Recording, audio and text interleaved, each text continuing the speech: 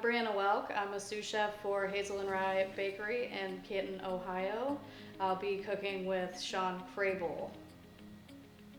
My favorite food is potatoes because you can fry them, bake them, mash them. Anything you could think to do with a potato you can do, and it's cheap.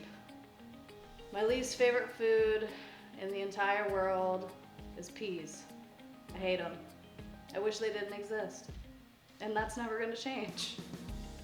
My favorite food to cook is probably pho, even though it's like a 6-hour process for me to make the broth and then the garnishes on top. It's highly worth it at the end and takes a lot of tender loving care to make it correctly.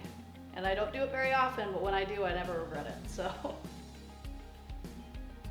One thing on my food to-do list is to get a cookbook from the late 1800s and try to do as best I can with the ingredients that we have today and making it how they would back then. I find it very interesting how times have changed, and so has our food and our palate as well. My connection to food, my whole elder support system in my family has always cooked. My grandpa baked bread pretty much until, he passed away. He didn't like store-bought bread. He was always trying to learn new ways to cook, and I was always trying to help him, and he had no problem asking questions.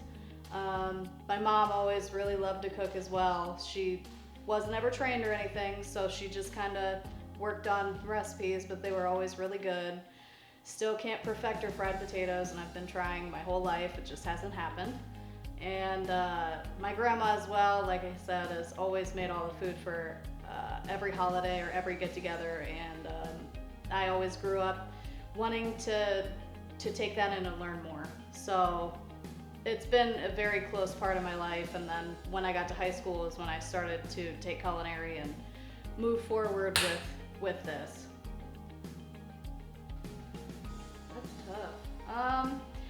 My fondest food memory is probably when I was 4 or 5, sitting at the Christmas table or Thanksgiving table when my grandma had made all the food that was on the table with help from my mom and my aunt, and being a little kid and still to this day remembering what those things taste like and trying to duplicate them as best I can to relive the memory. That's probably one of the top food memories that I have. I really wish that Latin food was available more in Stark County. It has never really been around here, and we don't have a large Latin community, I don't believe, so I think that has something to do with it. But luckily I've lived in Pittsburgh, and I've traveled a little bit to know what the flavors are and what to look for, and I just wish that I could enjoy that around here, and I wish the community could as well. Yeah, I hope it's not, heard before. My favorite chef is probably Julia Child, mostly because she really challenged the idea that the food industry and being a chef was a male industry, and she really dominated it and put herself out there to be ridiculed or to be challenged, and if it wasn't for her, then I don't think that we would have a lot of the female chefs that we do today, and she really started the whole thing for us. So she's my favorite.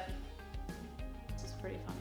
My favorite restaurant is, and everybody hates it, but everybody knows that it's Denny's, and it's because I like really greasy, cheap food that I don't have to make, and I go there so often that now I know the servers and they know me by name, and we're friends on Facebook.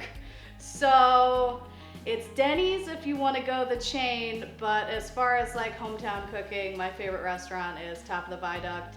I've been going there since I was a little kid.